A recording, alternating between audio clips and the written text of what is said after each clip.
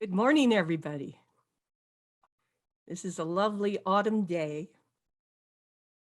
It's November 14th, 2021, the year of manifesting. I'd like to welcome everybody today to our community, to our day of joyous laughter and loving and heartfelt joy and grace. I always love coming on Sunday morning. I look forward to it just because of the heartfelt connection. Thank you all for being here today. And if you're here for the first time, thank you for finding us and hope you come back again. Our themes for today and for this month are Thanksgiving. And I love that, back in around 1991, 92, Sandy came up with the term of Thanksgiving. And it was a Thanksgiving service, and she says it should be Thanksgiving because we're gifting people the gift of presents, we're gifting them the gift of love. And it's all tied up in grace and appreciation and thanks and that whole gratitude, which is based on grace. And so ever since then, it's been Thanksgiving. And I love that term. So one of the themes is Thanksgiving. Gratitude heals from within and appreciating our life. So now it's time to put away those cell phones, take a quick sip of something before you settle back. And it's time to settle back with your hand on your heart, perhaps, and into that quiet place within where you can find the inner presence. You can find that stillness within. Let's journey into the inner spaces together where we find the presence. The inner presence.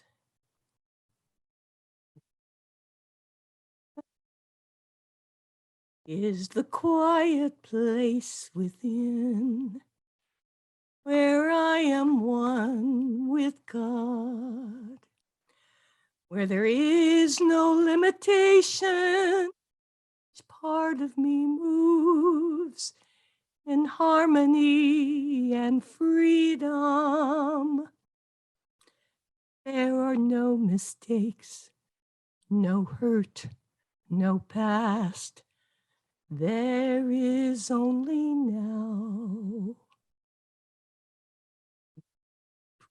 Presence is the quiet place within where I am one with God, where I live, laugh, and rejoice in presence.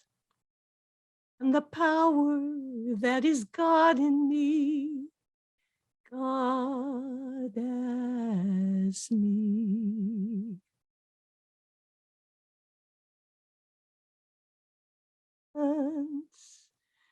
Is the quiet place within where I am one with God. The all good. My mind rests in the one mind. Its stillness with me and as me. I am peace. I am calm. I am one with God. I give thanks. So all is well.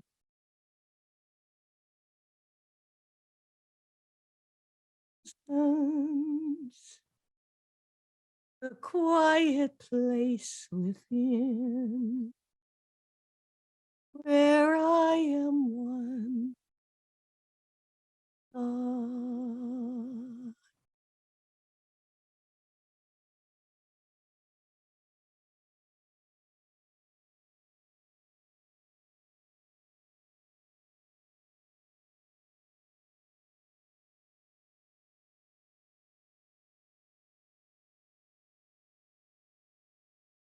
Be still and know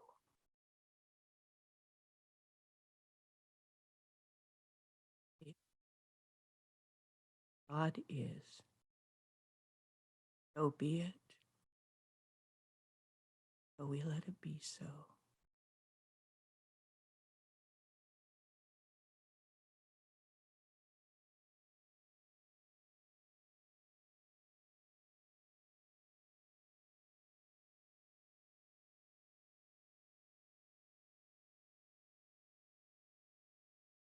So I'd like to turn the mic over to Joe Bull for a spiritual thought for today. Thank you, Reverend Missy. Good morning, everyone. Gosh, I was really deep in a trance with that meditation just now. It was really a wonderful place to be. I want to talk to you about being grateful and being thankful. I just started writing this out the other day. These are thoughts that came to my mind, and I let it flow from my hand onto paper. I remember feeling like it was me against the world. Have you ever felt that way? I was a young guy, and I was on my own and really didn't have anyone to really help guide me. I didn't have a personal connection with God. I knew there was a God, but I didn't know who would help guide me in my life. I struggled to figure out what I should do next. I mean, I had a goal in mind. I knew I wanted to become a peace officer, and I had everyone around me telling me that's not what you want to do in your life. They didn't really know me. But I knew that it would require college, at least an Associate of Art degree, to be able to apply to be a peace officer. I had an uncle who was a peace officer, and he was very proud that I went on to become a deputy sheriff. I also had my TV hero, James Arness, in Gunsmoke as the Marshal Dillon. I learned a great deal from that guy. I thought that's the kind of cop I want to be. Stand for truth, justice, and the American way. Well, that sounds like Superman, but anyway, I did. By the way, I had a Superman T-shirt underneath my uniform way back when someone bought me that shirt for me. I thought it was kind of fun. LaWanda, for dating in the early 80s, we were friends prior to dating, and so it was comfortable for me. I was grateful to have LaWanda in my life at that time to sort of bounce ideas off of. We're both young and trying to figure out life, but she taught me to go for what it is I wanted. LaWanda was my biggest support system. We then talked about religion after we got married. We talked about religion and decided we both wanted to find a church to bond with. We looked around at different churches and beliefs, but didn't find one that suited both of us. Then a friend of LaWanda's told her about this positive living center in Fresno. Well, we went, of course, and we're met by two people out front before we went into the building. And those two people were Fonda and Jim Runyon. Don't know if any of you guys remember them, but Jim gave me the biggest hug I'd ever received. Only first time I've ever been hugged by a man. And it felt so wonderful. I don't know if he realizes what that hug meant to me. It was a great positive experience. And so we went back, and of course, the rest is history. I had no idea what they were talking about at church. I had no idea what they were talking about when it comes to source and to be living in a certain way that suits you, and everything is okay, however you see life. I was like, wow, that's kind of generalistic. But I was so grateful to have found these teachings and a true connection with LaWanda at the same time so we could talk about this. I'm grateful as it changed my attitude toward everything. Okay, this is so much fun. It must be the high frequency of us all. That's all I can say. Love this, love this.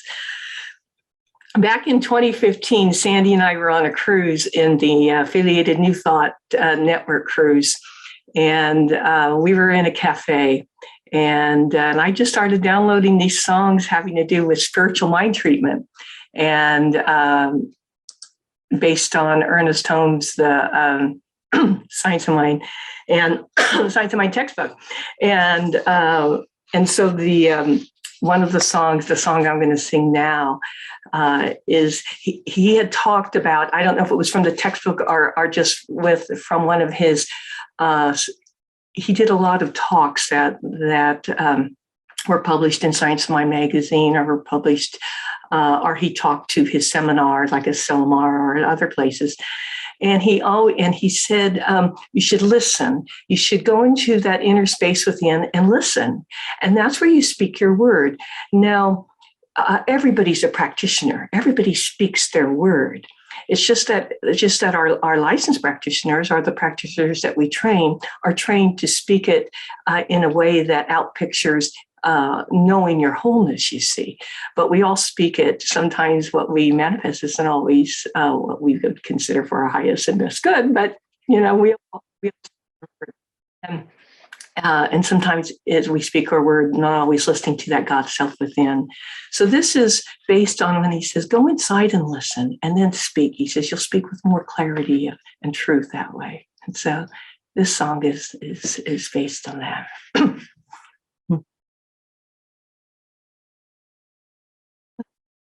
Do you hear it? Listen and speak. Action is now flowing through the law. I am one with all the presence, all the power, all the good there is. Listen, listen and speak. Listen, do you hear it?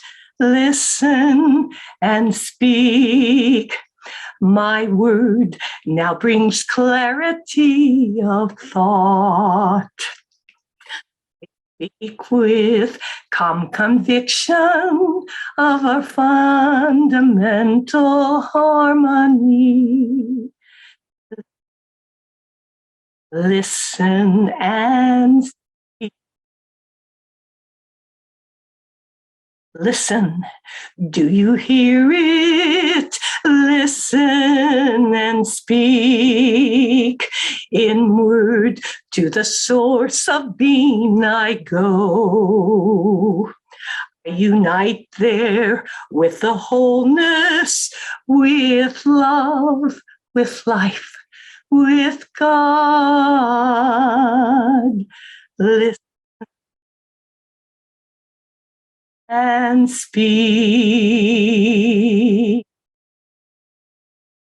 Do you hear it?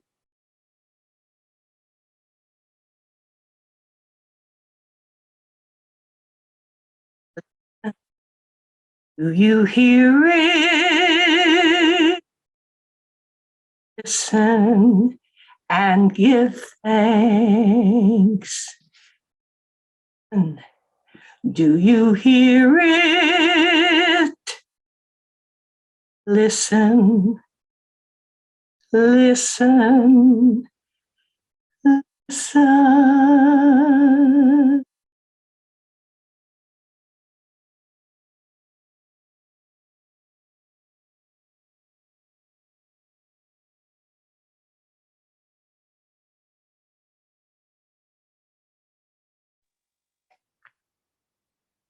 Speaker for today, the Reverend Bob Hand.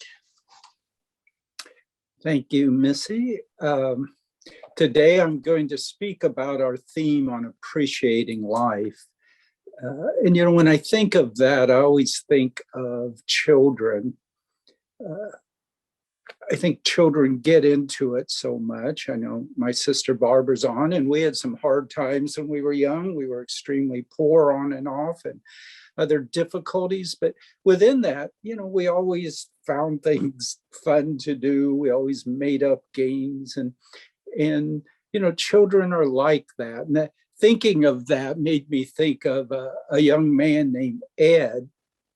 As a child, he was like all young boys, just kind of into everything, very excited. He was known to be very outgoing and loved doing all sorts of things. And then when he was 14 years old, he contracted polio. It was unfortunate just 2 years later, the polio vaccine was available, but this was before that time. He got it, and he got it severely.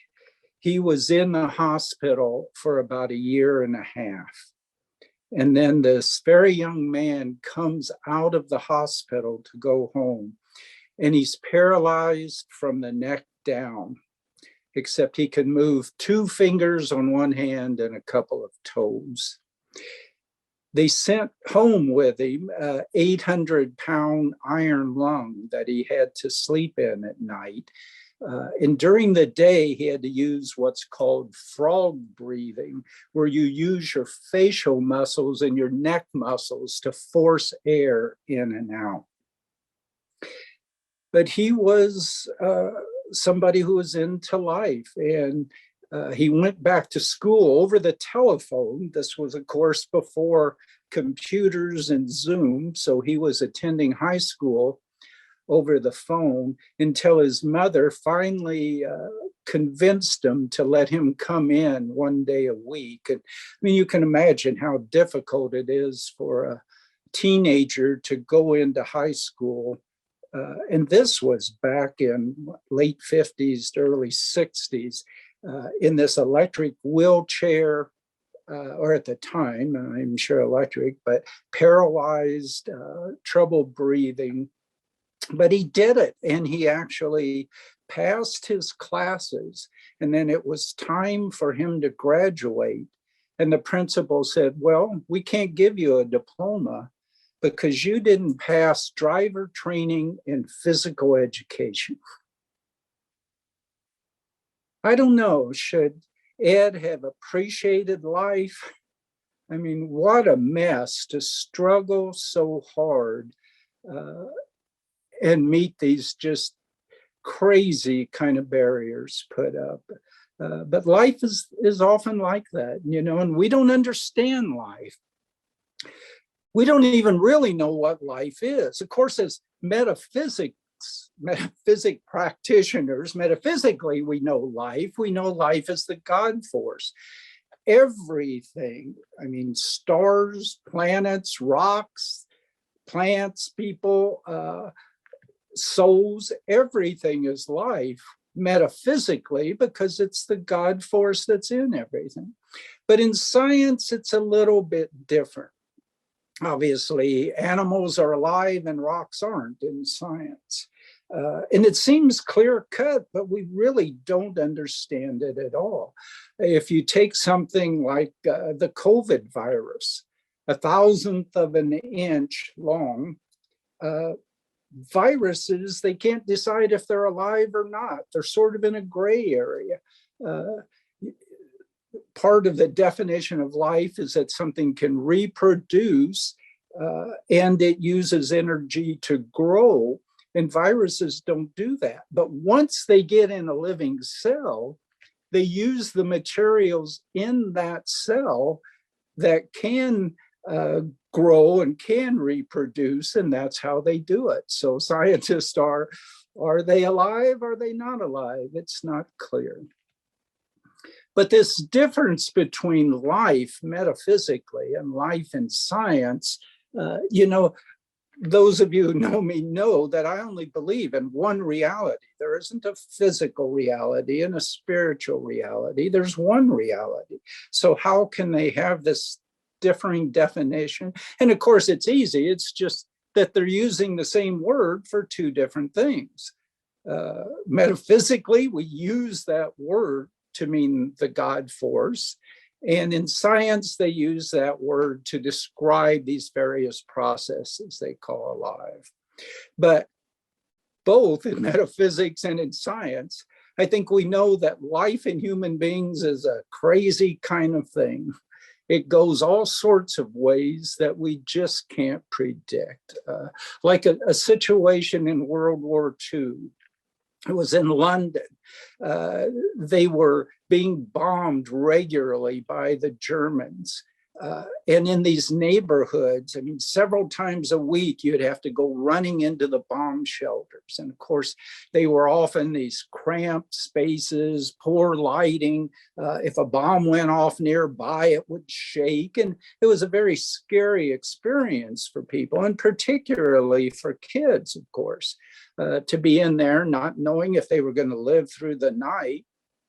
And so there was one man, Ted, who he was a sort of a lower tier entertainer. And he thought, well, I'm going to make things better. I have my 8-year-old stepdaughter here, and for everybody, for the neighbors, so I'm going to sing.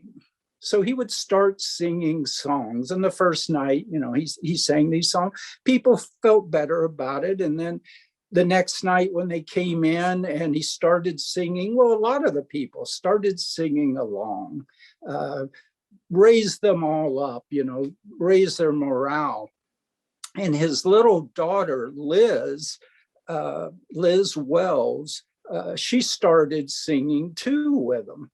And she sung, and her voice was so beautiful and so powerful that one by one, other people stopped singing. And then each night when they would go in there, this Liz would sing for everyone in this bomb shelter, and really made people feel good about that situation. And she did so well that her stepfather said, well, you know, I'm going to get you singing lessons. And so he paid for her and got her singing lessons. And then she started performing with them. She would stand on a cigar box and sing solo with them, and they went on radio. She became very famous. She became a famous singer and actress who you all know, not as Liz Wells, but her name was Elizabeth Julie Wells. And she took her stepfather's name in performing Julie Andrews.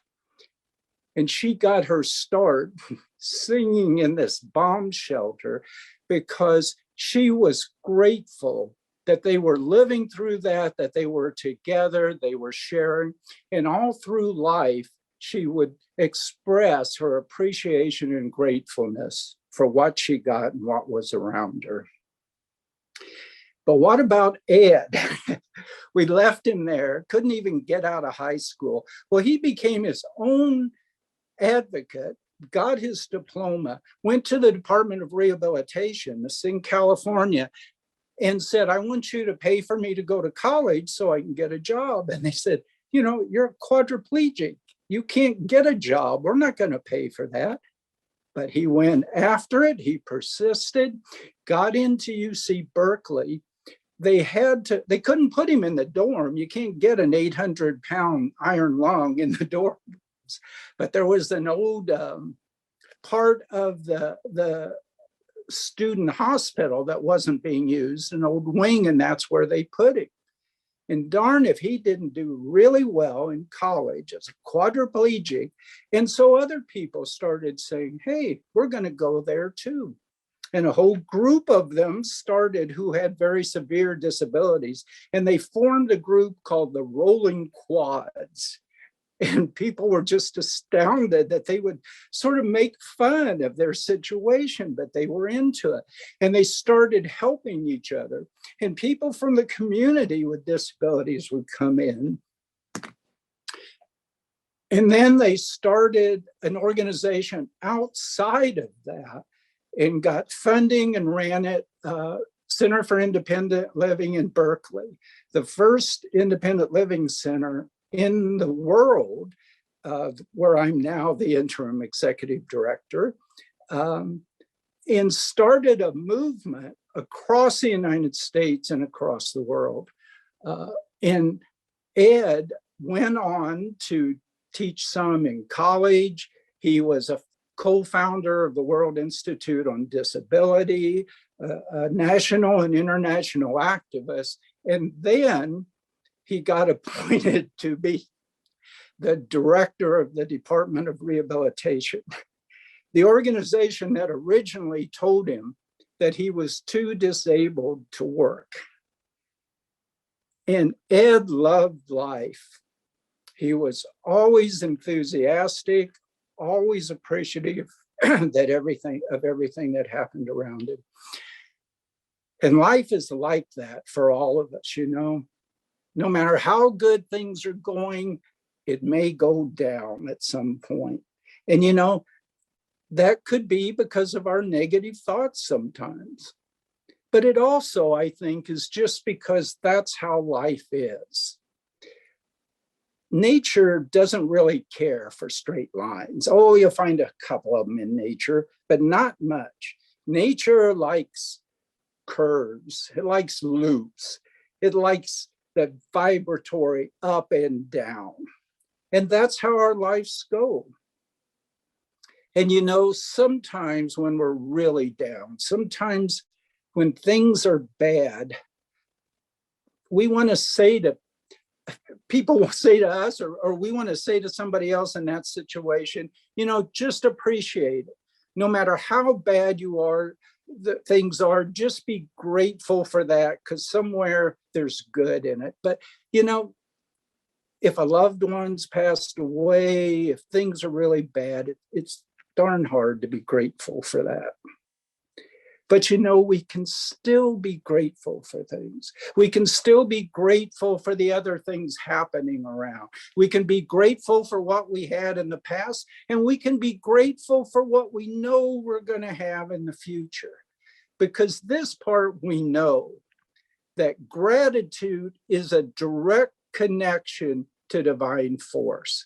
It's one of the ways that we, as human beings, as spiritual beings, connect directly to divine force. And if we will use that gratitude, if we will give that gratitude freely into divine force, it will give back to us and always lift us up where we belong. Thank you.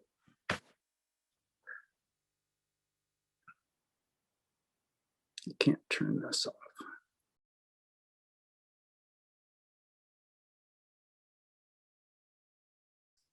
Thank you so much. That was wonderful. I was so enthralled by the story. You are a wonderful story, Bob.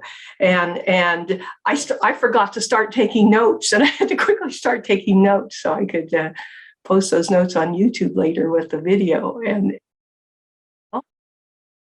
I love your stories, Bob. I love how you tell the story, the thread that runs through it, and how you wrap it all up. And it always gets me. It always great. That's you are it. Thank you. And now it's our time for. I always love the offertory part. It's thankfulness. You know, Thanksgiving is a time for thankfulness. It's a time for thanksgiving, and sometimes we give to others, but we always forget sometimes that to give where our spiritual food is, and that's where the Positive Living Center comes in. So we are a nonprofit that is funded by donations only, and your generosity of spirit continually brings the power of love and the ability to transform lives and build community. And we give you thanks for that. And thank you. And know that as that what you give to us to help us build that community always comes back to you triple or more than enough to spare. And with that, I want you to know that as we say our blessing, that where you can give your donations is in the chat box. Okay, so why don't you join me in saying the offertory blessing and prayer. Divine love flowing through me blesses and increases all that I give and all that I receive. And you can send your donations through to the PLC PO Box 2683, Oakhurst, California, 93644, or by PayPal via the Green Donate Now tab that is shown on the weekly PLC bulletin. Thank you, thank you, thank you always for your prosperity consciousness. As we give, so we receive, always. And God gives us provides amazing channels of prosperity, financial prosperity for our community now. And I say that and I speak my word for all of you now. So be it, and so we let it be so. And so it is. Our practitioner of the day is Joe Bull. And as ever, if you ever need anyone to know your wholeness in any situation, to know divine right order for you, please get hold of Joe. He sends it out to the prayer team, and it's at any time of day he sends it out. I have received emails from him early in the morning. So it doesn't matter what time of day. Please get hold of him. We are here for you, with you, and as you. We're a community. And any announcements from anybody? LJ always has one. LJ, do you have anything this week? Yes. I just want to say class is beginning today at 11:30. If you are interested in having, please do so soon. You can text me, you can email me, lj.bull@sbcglobal.net. And I'll get the reg form to you and also the link for the meeting today. So if there's anyone else that was saying yes, but didn't do it yet, reach out, please. And if you're not quite sure, let me tell you, LJ is a wonderful teacher. So and a wonderful facilitator of your own knowingness. So please sign up and do it. Spirit is saying yes, because you're hearing it now. So please do it. Next week, speaker is Reverend Jenny Evans, and she's here today. Yes. Okay. Any other announcements? This is your time. Raise your hand. Okay. Let's do our prayer of protection. The light of God surrounds me. The love of God enfolds me. The power of God protects me. The presence of God watches over me. The energy of God is me. Wherever I am, God is, and all is well. Reverend Sandy, could you pray us out? Oh, please close your eyes and join me in just feeling the beauty of the consciousness today, the beauty of our family as we come together as one, the beauty of the words that we've heard and the music, the beauty of all of it, appreciating it and being thankful for it. We are very fortunate to live in the United States and to be able to have these freedoms that outpicture, freedoms that make a difference and allow us to actively pursue our pathways and our spiritual journeys. I am so grateful. I'm so full of thanksgiving for all of this. Giving thanks, gifting thanks, sharing thanks. For what we have, we share. What we have, we emote. What we have, we send out, and it returns to us multiplied. And I give such glorious thanks for all of that which we are. And say with me, please, and so it is. So it is. Oh, and everybody, have a great week. Thank you for all the wonderful words today and all the wisdom and all the fingers that are twittering in the screens. Bye-bye, everyone.